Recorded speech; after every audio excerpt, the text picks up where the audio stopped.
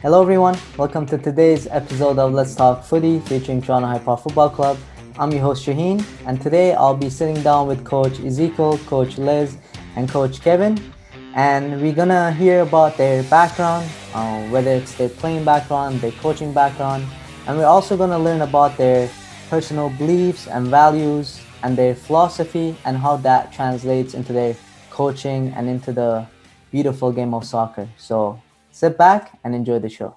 Welcome to the Let's Talk Footy podcast. My pleasure to have you here. Before we get started, I wanna just mention the elephant in the room. Kevin, Spurs just like an hour ago got eliminated. Is there anything you want to mention before we get going? I want to get it out of the way so that the conversation flows.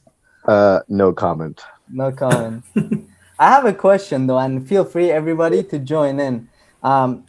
Obviously everybody has an opinion, but I want to ask Kevin about your opinion as a coach and as an ex-player, which we'll get to later on.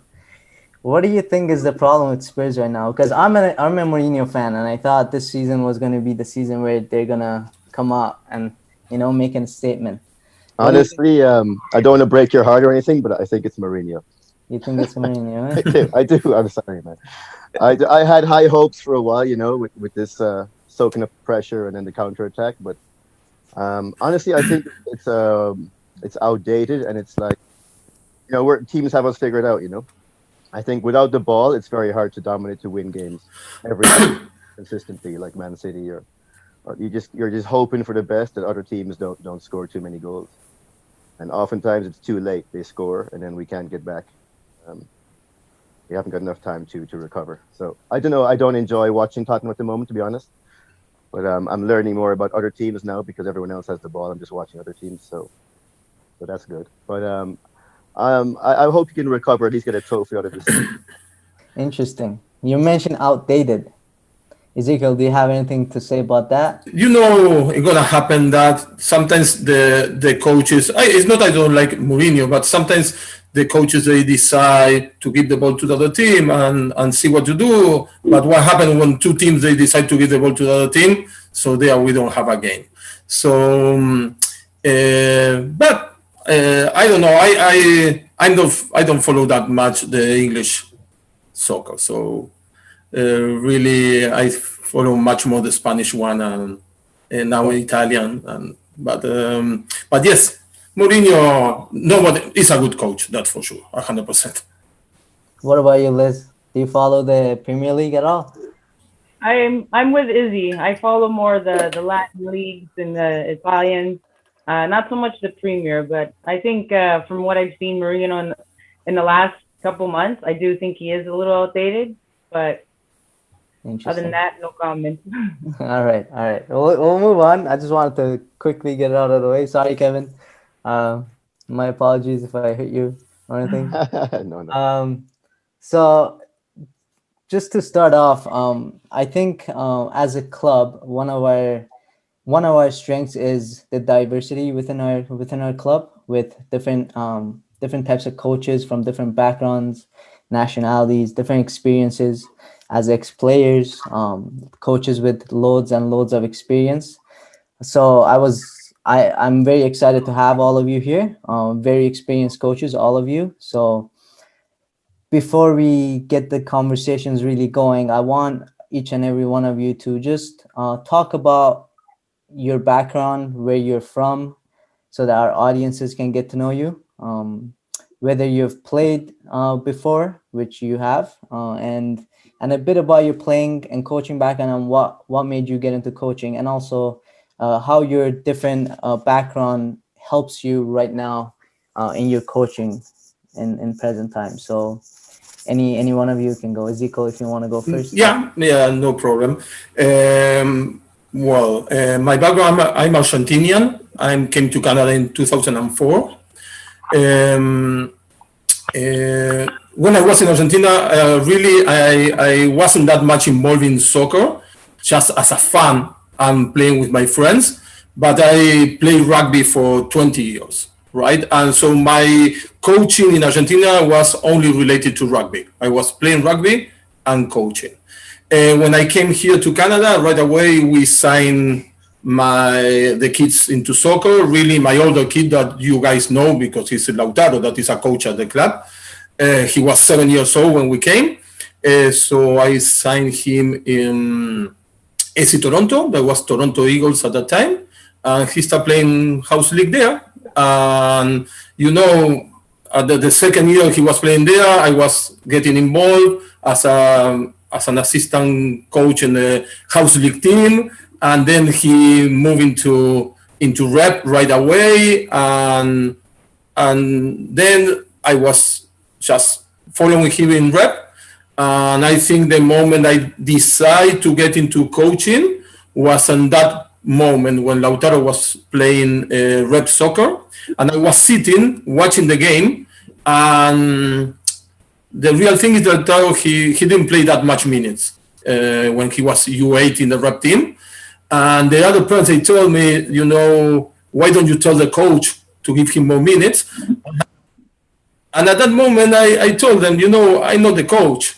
He's a coach. If he's supposed to have to give me 2 minutes on the field, I'm okay with that. So then I realized that I was watching the game more as a coach than as a parent, right? So after that, I started coaching. The next year, I was the assistant coach of that rep team, all the way up to now, going through very different things. I coach the district team. I started a program in AC Toronto, was called U7 Kicks, that they still have it. Then that is a program that bridge between the U7 playing house league and the U8 playing rep. So I found that there was a gap in the middle. And so I offered the club to run a program to try to train those U7 kids in house league. And so they're going to get ready to get into rep the next year. So I run that program. It's a program that they still runs the club. AC Toronto, they still run that program. Then in also long, then I was the academy director because AC Toronto, they start elite academy inside the club. I was the academy director with that group. There was U10, U12. And then I left the club. Then I went to coach the district. Then I went to coach in an academy. And then came to High Park. So I'm talking about maybe 14 years of this. Nice. Thank you for sharing that. Interesting that you were a rugby player and then you started your coaching here. But yeah, I would love to know how playing rugby has helped you in your coaching journey. But we will get to that in a bit. Yeah. Liz, what about yourself? Hi, Shaheen. Hi, guys. Hey. Thank you again for having me here. Yeah, you know what? I was growing up. I was a multi-sport athlete. I started playing soccer since I can walk. Unfortunately, just aging myself now. But when I was growing up, there was no leagues for female players to play in, unless you were playing with the boys, and very little leagues would allow girls on their team. So I came with a lot of challenges. And I was playing hockey. I was playing a very high level of hockey in the winter, playing indoor soccer in the summer, and then the two sports kind of blended each other. But I fell in love with soccer. And one of my favorite players, actually, Ronaldinho, he said a quote that I really resonates with me, is that everything he's learned has been through the game of football. And I can resonate with that. All of my life lessons have come through the sport. And I just enjoy it. The reason why I decided to coach just happened by opportunity. An old high school coach of mine ran into me after I played one of my games and had asked me if I was interested in coaching young girls. And I kind of sat on it for a bit and I thought, you know what? Yeah, I want to. And I'm now in my 17th year coaching. I've coached from 5 up to women's, boys and girls. So I got a lot of experience and stories from all levels. But I think my favorite for me and where my strengths are mostly grassroots and with females, and trying to build a female game, and also try to be a positive role model for these girls. So I coach the 2011 girls and the 2007 girls, and yeah, I just enjoy it. My background, I've been playing since, I want to say, over 35 years. I'm really aging myself. Only stopping pre-COVID, obviously, because there was no leagues allowed to play. So I kind of made a decision that I'm going to focus more on my coaching and less on my playing, which I miss. I miss a lot. But to be a role model is my priority, and just exposing more female game and just bringing up confident players, whether it's male or female. Yeah, you're not. Thank you, Liz. You're not the unfortunately the first female that says, a couple of years ago there wasn't a lot of female athletes playing soccer and there wasn't a lot of opportunities. We still have a lot of work to do in that aspect, but I think slowly things are starting to change a little bit. Bringing awareness to everybody, I think, helps to grow the female game for the female There's players. there's definitely a movement happening. There's definitely a shift in terms of female coaches as well as female players. And I try and tell this story to my kids. Story time. Back when I was your age, I was riding my bike to school and riding it to practicing.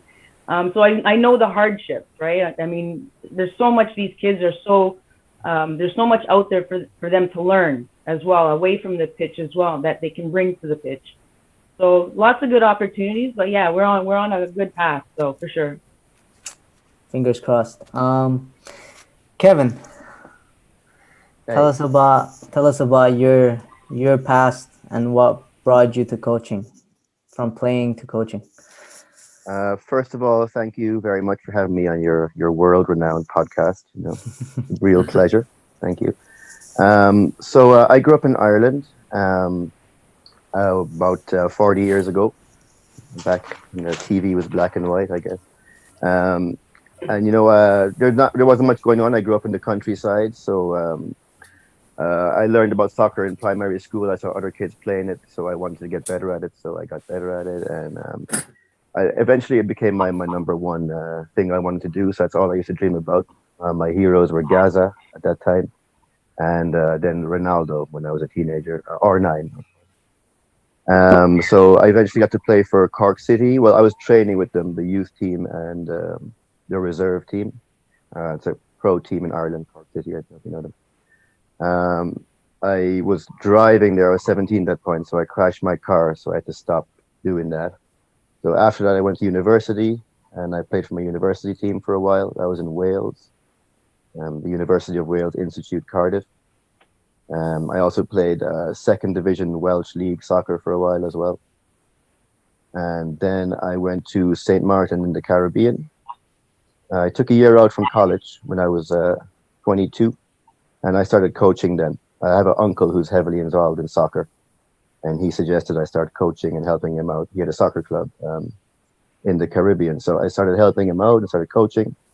I went back to university, finished my degree. It was in sports and physical education. And then I went back to the Caribbean and I started coaching pretty much full time. So I've been coaching for about 18 years, I guess. I've been coaching and playing the whole time, coaching and playing. Over there, I played a lot of soccer on the French league. There's a French, two sides of the island, and the French league was a little more serious. So I played there. We used to travel around, go to Guadeloupe, countries like that to play. I got to play for the national team. I have 9 caps for St. Martin. I was lucky. It's a small little island. I'm not that great of a soccer player, but the pool of players was small, so I got to play. I have 6 caps for futsal, for indoor soccer. We went to Trinidad in 2008, I think, to qualify for the World Cup. We didn't qualify. We got knocked out. And then we tried again in 2016 in Cuba. It was a lot of fun. We beat Jamaica. It was a great experience, especially Cuba. It was a crazy place to go to. We trained hard. We did not qualify past the first round again. And we also tried that year to 11 aside to qualify for the CONCACAF or to get into the local World Cup qualifiers. We did not make it, but I have 3 caps from trying, and that was a good experience. I got to captain the team and everything. So it was, it taught me a little bit about professionalism, and also, got to play against some really, really good players in my day. So then I've come to Canada, and I worked with the Barcelona school for 2 years. It was in Mississauga. And then I left there and I joined High Park. It's much closer to my home. I've been here for almost 2.5 years now, I guess. And I love coaching. I preferred playing. I love playing really a lot. I still want to play as much as I can, but coaching is the close second, I love being on the pitch. And I love trying to inspire the young people just to try their best and to just to have a passion, try to really push themselves to the maximum. That's what I'm all about. That's great. Thank you, Kevin. I think I disagree with one of the things you said. I think you're a great player. I've seen your touch, great touch. So I'm gonna argue with that again. Thank you, guys. I think I got a few nutmegs on you, Kevin. Yeah, I don't remember that, but we'll talk about it later. Liz, do you have it on camera? That's what matters. That's right. Did you post it on Instagram? If it's not on Instagram, it never happened. Yeah, don't worry about it. So again, very different backgrounds. All of them great. All of them very important. What I want to get to is I want to ask you guys about your philosophy. Obviously, I think as a coach, we have our own values, beliefs in life personally, and then I guess some of that translates to our coaching careers or other things that we do on the side. I want to know what kind of values you have that you think that are important in the game of soccer, in coaching, especially when we're dealing with young players, youth players that are basically looking at us as role models. What are some of the things that are important that we want to maybe teach to the next generation or be that example for them? What are some of the values or philosophies that are important for you guys that you try to translate into the game of soccer or football? I think one of the things I always tell the kids is to take responsibility on what you are doing. That doesn't mean that you don't have to enjoy what you are doing. That's the reason I always try to avoid the word fun. Really, I don't like to use the word fun when you are in a competitive sport, right? You can use enjoy. Enjoy is much better than fun because it's fun, but with responsibility. So what I always tell the kids is you have to take responsibility not only for you, because you have to respect the other. It's a team work, right? It's a team sport. So you have to respect the other to your teammates. And if you are fooling around, you are not respecting your teammates. So it's something that I always tell them is the responsibility when you are training or when you are playing. You can enjoy, no problem. There's always moment to have fun outside this, but inside the game is responsibility. And the other thing I told them is that you play really to win, right? So you play to win because that's the game, and that's when you are in, especially if you're in a competitive game, but it doesn't matter what you are doing, you are playing there to win, right? It doesn't mean that you're gonna do whatever to win because that doesn't make any sense. But and sometimes even you can win because if the other team is better, you won't win, right? Or the other team is more lucky, or it doesn't matter what. So you have to deal with that situation that is losing. So you have to do whatever you can to win, but you have to deal that maybe you're gonna lose. And it's part of the game. You have to understand that in the moment you start. So you go, you give your 100%. When you finish the game, they say, okay, that's what the most I can give was here. The other team, they beat us. What can I do? The other one is better.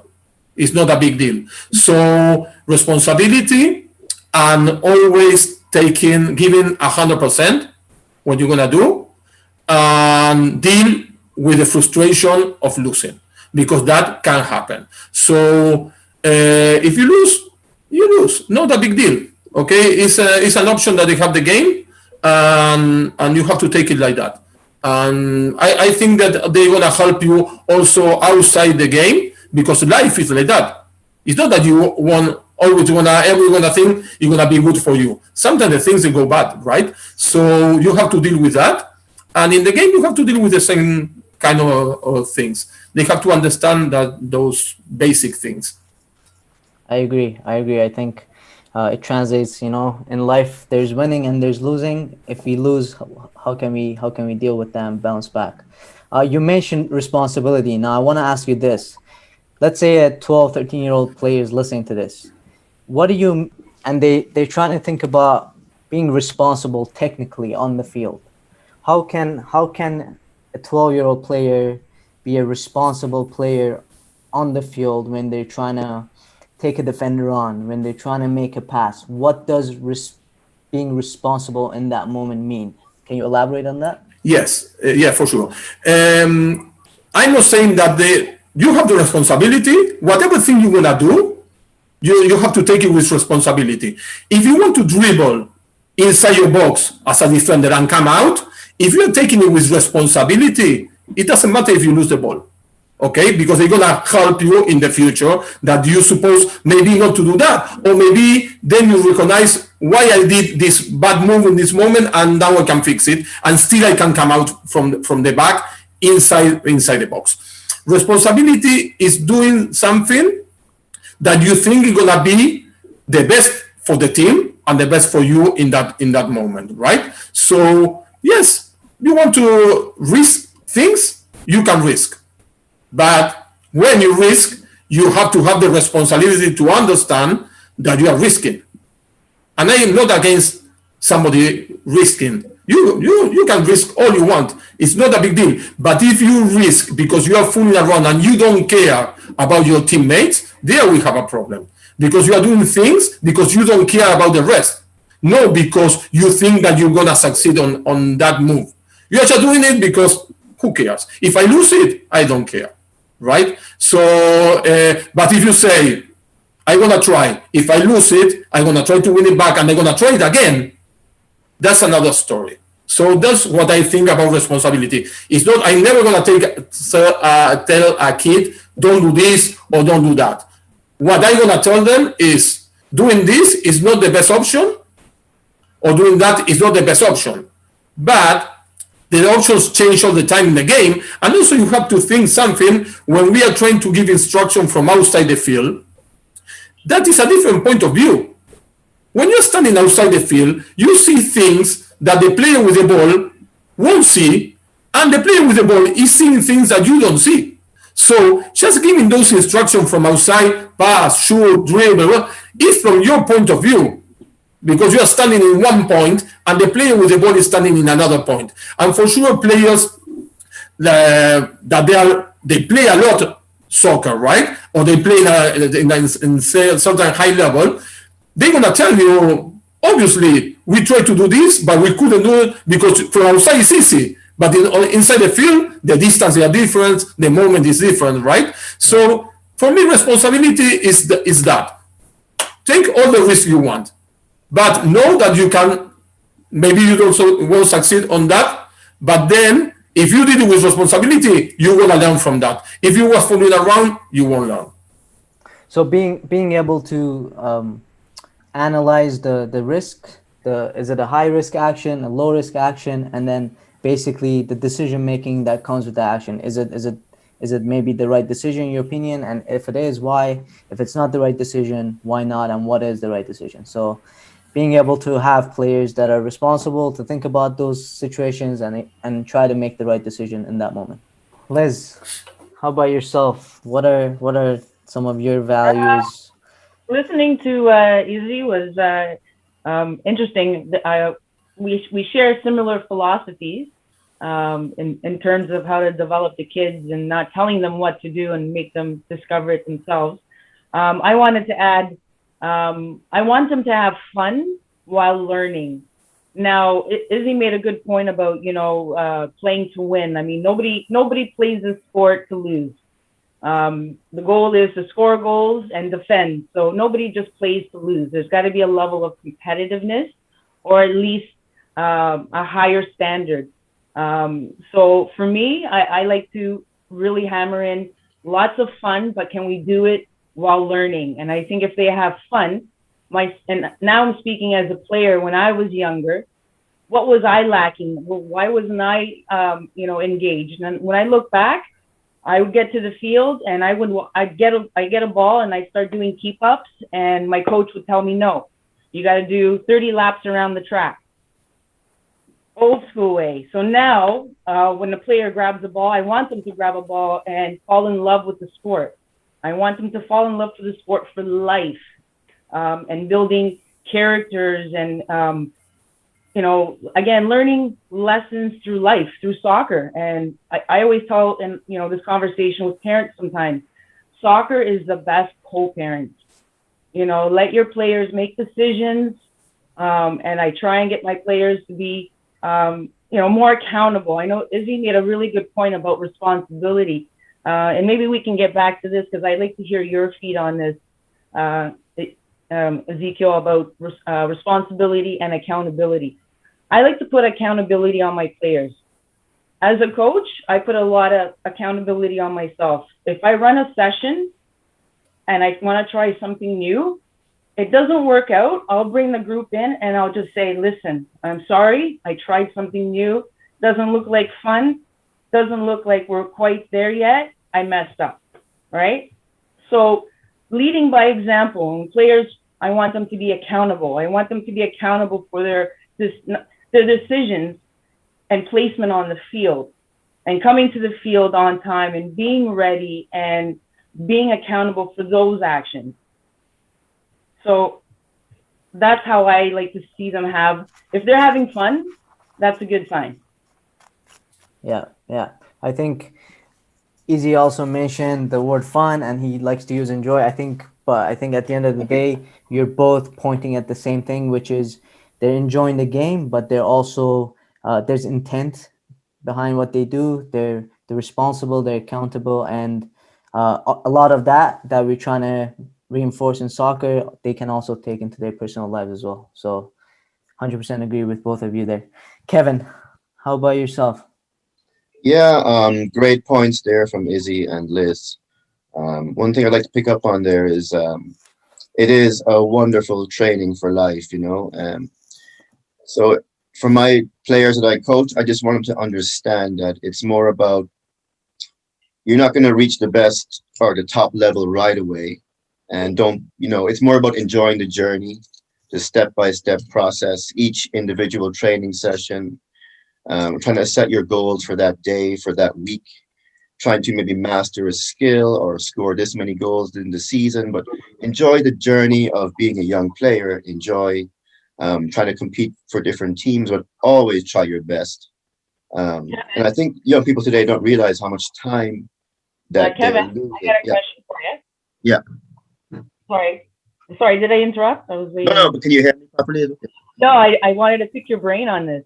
So, you were just discussing, sorry for interrupting, but when you were growing up, when you were playing, do you still have that connection with those players, those friends that you played with when you were growing up?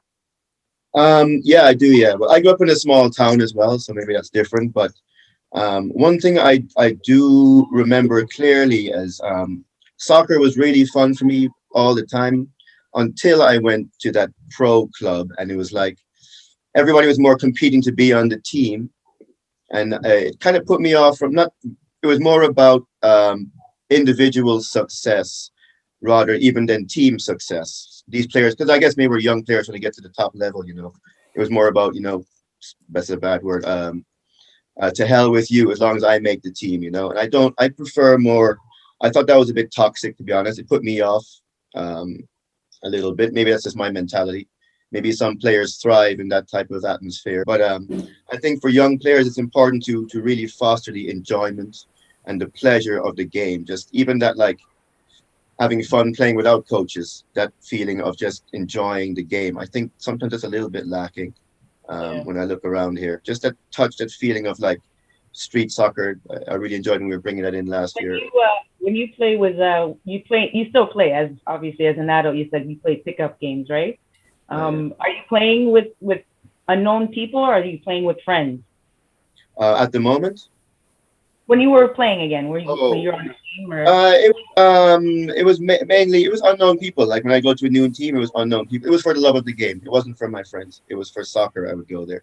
But then you become trusting of the people you're playing with. They respect you, and you respect them, and then they become your best friends after a while. Yeah. Do you think that's important in youth soccer? I think all social relationships are really important for kids. That's why I'm thinking such a good experience of life. You know, if you don't try your best in soccer, you're going to be let down. You don't try your best in life, same thing will happen to you. You're going to miss opportunities. And also it teaches you how to be humble, how to be sociable, how to be friendly, not to be a ball hog, how to advise your teammates to do the right thing in a nice way, not to be rude. Resilience is a good one too. Resilience, yeah, how to pick yourself up when you're losing, how to fight back. You see a lot of kids struggling with those basic things. They'll give up, put their head down, or they don't want to, just basic things. So it's really, my goal is to make rounded individuals, rounded adults, but also who try their best at trying to in the sport that they love. Thank you, Kevin. So three different coaches, three different backgrounds, and enjoyment was one of the main things that you each described, all of you. So for those of you that are listening, please make sure that you're always enjoying the game, but you're also responsible and accountable at the same time. For the parents out there that are maybe a little bit too competitive, that are always pushing their sons or daughters and trying to, make them play at a high level, it's good to have those dreams. I think it's important for everybody to dream big, but also we don't want to lose that enjoyment that soccer brings to us, especially for the young players. Now, we talked about these things that players can do. Now I want to flip that around. As coaches, what are some of the things that we need to do to improve the quality, the standards of coaching young players? And I want to also mention coaching female players as well as male players. Are they different? We have experience coaching both, all of us, and how is it different, if it is different, and what are some of the things that we need to now take responsibility and accountability to make sure that we are leading by example, to make sure that we are making a difference, to make sure that the players are having fun or enjoying the game, that the players are setting goals for themselves, like Kevin said. Let's look at us now. Easy, what do you think we can do to improve the game of soccer and to improve the players here in Hyde Park or in Canada? I think really the kids, they need to know, looks like something obvious, but I saw that this a lot in house league, right? In the beginning with the younger kids in house league. I see parents outside watching the game and kids inside not playing, just standing there. I'm talking about little guys in house league, maybe 6-7 years old. You can think that everybody gonna be like that, but you can see 2 or 3 players that dribble everybody and score goals, right? And the other ones, they are standing there, and the parents, they think that those kids are enjoying the game, but they are not enjoying. Really, they are not enjoying the game. They are standing there, right? And the reason I realize is that they can be having fun if they don't know how to play. So if you don't know the basic things like how to kick the ball or how to pass the ball or how to dribble the ball, even if you are 4 years old, that you won't do it in the same way like an 8 years old, but also you are facing other 4 years old, so it's the same. If you can do what you're supposed to do to play at that level, I'm talking about house league 5 years old, you are not enjoying the game. So And I recognize that in house league. There are a lot of, it's a big percentage of those kids on the field that they are not enjoying the game. And that's a club responsibility. I think it's a club responsibility, because I was telling, and this was some years ago when I was in FC Toronto at that time, I told them, why, when you sign, suppose I'm going to give a price that I have no idea about the price, right? But suppose that to play house league is $150, right? To play house league in the summer. So why don't, when the people, they go and sign, why don't you tell them, you want to pay $150 and get into house league, or you want to pay $200 and you're going to have 5 sessions with a coach before you start the season. So 5 sessions with Liz, they're going to teach that little guy, 5 years old, how to dribble, how to pass, how to shoot. One thing is going into that game without knowing nothing, and another thing is going with just knowing these basic things. Now the kid can enjoy the game, right? So those are the things that for me they are important, and you take it in all levels. In all levels, you enjoy the game if you are involved in the game. If you don't have the skill, that's the reason that if you put players that are in a different level, they are not enjoying the game. If you put a player that is really weak in a very strong environment, he won't enjoy it, never. And if the player is really good, very strong, in a very weak environment, he won't enjoy. So for us as coaches, it's very important to be sure that the players, they are in the environment they're supposed to be, and that way they're going to enjoy what they are doing, and that way they're going to stay longer. They're going to stay longer in the game if they can enjoy what they are doing, right? So sometimes it's the parents that want the kids in some level, and they don't have that level. But the parents, they want the kid there. But you can recognize as a coach, and you can do something as a coach, put it in some moment, move it in this or there, but you know that it's not the level. So the kid is not enjoying the game. Maybe that kid, you move it into the tier 2 team, and it's another story. And the kid enjoy the game and whatever. So I think it's a point that it's very important for us as coaches to recognize those kind of things, and try to set that each one is in the place that they're going to enjoy the game. And that is basically on levels, right? It's basically on levels. I'm so happy that you mentioned this, Izzy. I think we play such a crucial role in making this decision for every single player to make sure that they are in the right environment so that they can compete, they are involved, and they don't get sick of the game. Basically, in 2 years' time, they say, you know what? No, they thought they're not good enough, or they're not enjoying it because they think it's their fault or they're not good enough. Whereas if I put a player in the right environment, no matter even if it doesn't look right to the parents or to the other coaches, I think it's so crucial for us to first of all educate every single coach, make sure that the decisions that coaches are making, for example, within our own club, it's consistent.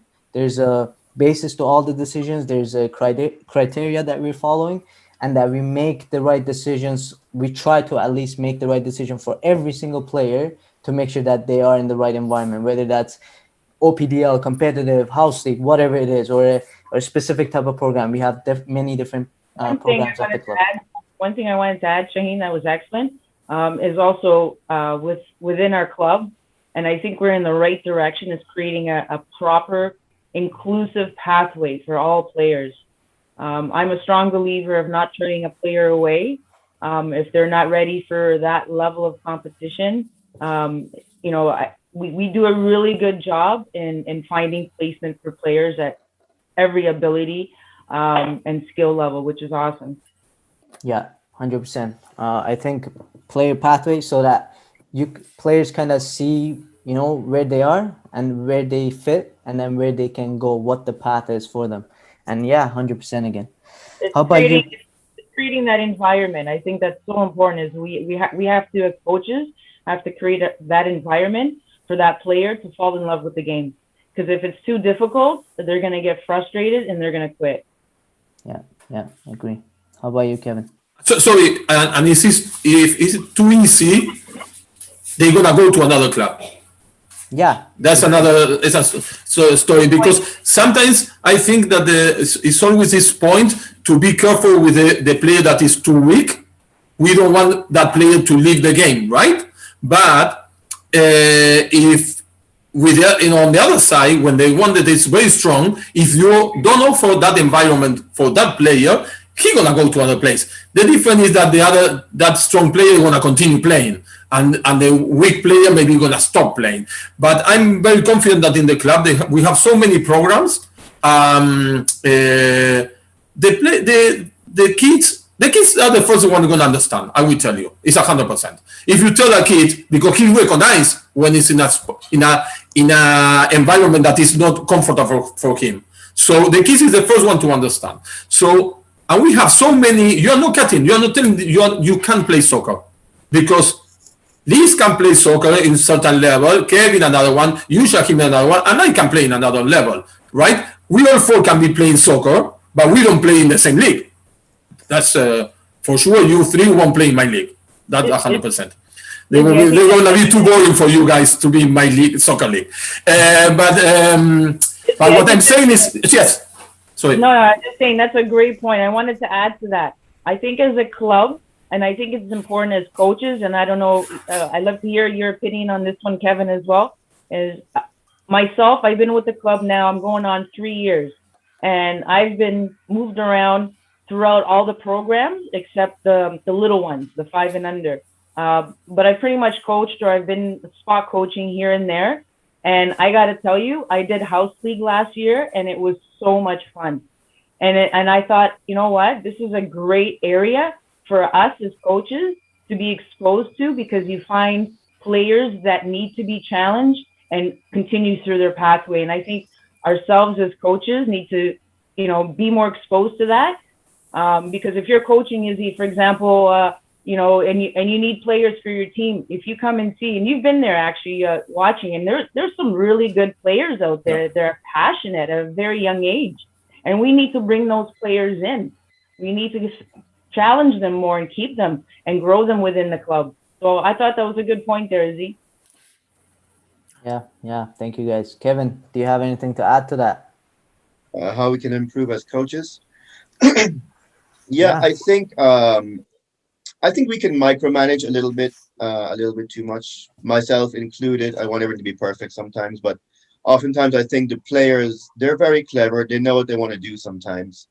I think we can give them more space, more time to explore those things. For an example, I think sometimes maybe we cut the games a little short. We spend a long time on static drills. Where they're lining up and just waiting to take a shot and a touch and then go back around again. I think we can do more. I think even more with just more keep ball games, possession games. I think we can do more of that, where the game is more dynamic, less stopping, starting, and the kids are just making more decisions. I think it's all about decision making, and the more decisions they get to make, the better they get. We don't need to be involved in those decisions all the time.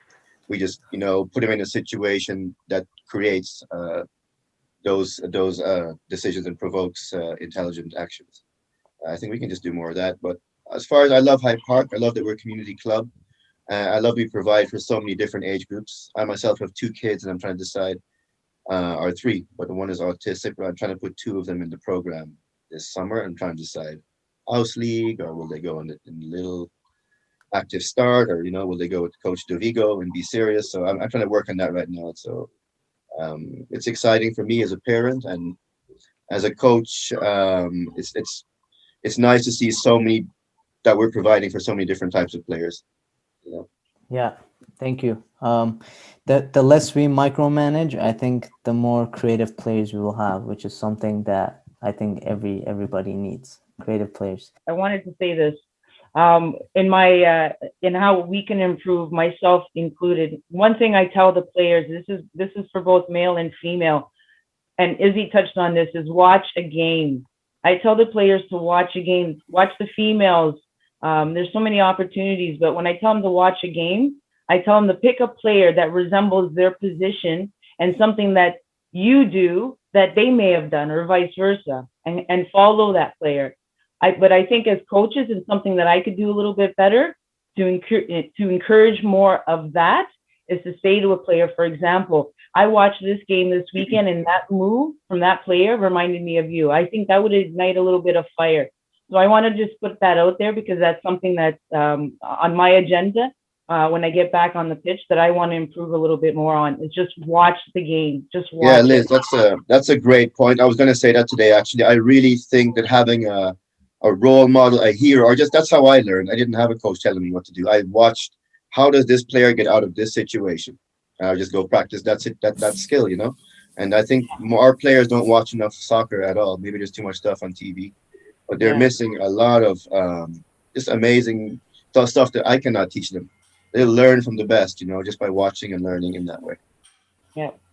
Yeah, again, I'm so glad you guys bring this up. That's something I've always told all my players. You can go ask any one of my players. I always mention this, and I want to say this to the parents too. Like, one game a week minimum, that's 2 hours in a week. I think every single player, no matter how much homework they have, no matter how many extra activities they do, I think they can all make 2 hours, put 2 hours of their time to watching a game, picking a player, and try to just learn from that team or from that player. I think it's really crucial. I wanted to add, I had a parent come up to me during one of our one-on-ones with the player, and I thought this is stuck in my head ever since. Was the player was very talented, very skillful, but always lost the ball. Very young player, and the parent asked me, you know, how can I get more? How can I help him become more aggressive? And I thought this was such a good point, that you can't teach that. That's passion. If you want to play and you're competitive and you want to get better and you love the sport, you'll do what it takes to get that ball. And I think you can't teach aggression. That comes from the soul. That just comes out naturally. And I think us as coaches, it's not something we can teach, but we can put them in that environment where they can discover that. I think that's really important. Yeah, agree. Last thing I want to ask you guys is, I want everybody to answer this as well. What is one advice that you guys can give to a young coach that's upcoming, that's just recently gone into coaching? What's one advice, that the most important thing for you that you think they should take into consideration? Just one. I'll start with that one. I'll just go in. I think observe more than you talk. And I think that's something I'm still learning myself, you know, just to limit what I say, and whatever I said whatever comes out of my mouth should be like gold. It should be of value. They should be just waiting to hear that, because I don't talk enough. I think young coaches can be nervous. I was that way, and just talking a lot and trying to, you know, impose my will upon the session. But let it flow a little more. Thanks, Kevin. How about you guys? I'm gonna add, have a backup plan. have a session in your back pocket for emergencies. In other words, have something that you know that is trusted and true, fun and engaging, because it might come across that moment, and it'll help you out and it'll keep the players engaged. So not only have a plan, but also have a backup plan in case it's needed. That's Yes. great advice. That's from experience. Experience. I agree.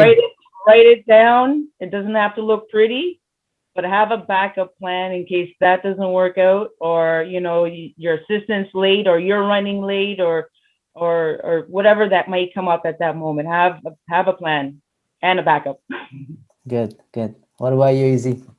I think the advice I'm gonna give is just coach things that you believe on those things. So don't try, just to give you an example that it have nothing to do with coaching youth, right? But there's a story that Simeone, you know, Diego Simeone, Yes. before started coaching, he started obvious studying, but also going and visit different coaches and different training sessions.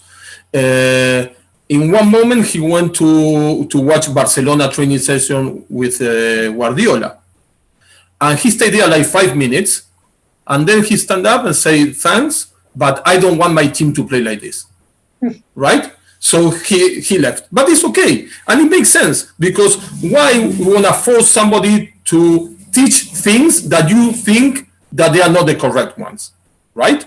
So for me, it's very important as a coach that you're gonna coach things that you really believe on those things.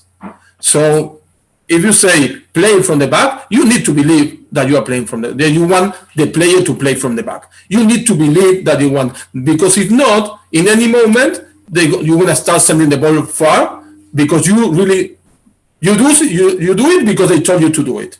But it's not. It doesn't work like that. You have to do it because you believe. And now, but also, I'm not saying that it's bad to send all the ball to the striker. I'm not saying that that's wrong. What I'm saying is, if you want to teach that, go to a place that you're gonna teach that. But don't try to teach one thing if you don't believe completely on that thing. So that's it for today. If you enjoyed the podcast, please like, share, subscribe, and I will see you next time. Take care.